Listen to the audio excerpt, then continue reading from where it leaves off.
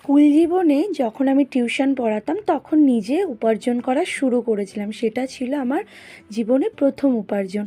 আর তোমাদের আশীর্বাদে এই বছর আমি আর্টিস্ট হিসাবে বেশ কিছু অর্থ উপার্জন করেছি। তার মধ্যে থেকেই আমি প্রথম দুটো ড্রেস যেগুলো দেখলে সেগুলো আমি গোপু সোনাদের জন্য এনেছি। এছাড়াও অনেক গয়নাগাটি কিনেছি, সব হয়তো শেয়ার করতে পারলাম না। আর এখানে দেখো গোপু সোনাদের ড্রেসের কালেকশন, যেগুলো ওদের জন্য পুজো পারপাসে কেনা হয়েছে আর কিছু গিফটে পেয়েছে।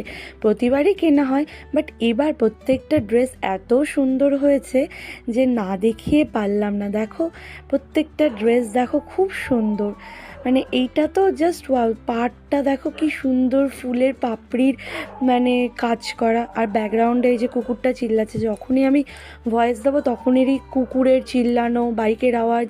যাই হোক, এই পিচ কালারের ড্রেসটা দেখো, আর এই যে হোয়াইট কালারটা দেখছো, এই হোয়াইট কালারের ড্রেস আর ম্যাচ করে পাগড়িটা আমি জন্মাষ্টমীর সময় কিনেছিলাম গোপু সোনাদের জন্য।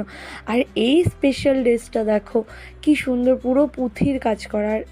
আর এইগুলোও জন্মাষ্টমী, রাধা অষ্টমী আর কিছু পুজোর স্পেশাল কালেকশানস তোমাদের সাথে শেয়ার করলাম। লাস্টে কিছু গোপু সোনাদের জুয়েলারি কালেকশানস তোমাদের সাথে শেয়ার করলাম। কয়েকটা সিটি গোল্ডের গয়নাও কিনেছি, যেগুলো পরানো আছে বলে আর দেখাতে পারলাম না। আর জগন্নাথদের জন্য কিন্তু নতুন ড্রেস, নতুন মালা কিনেছিলাম এই যে।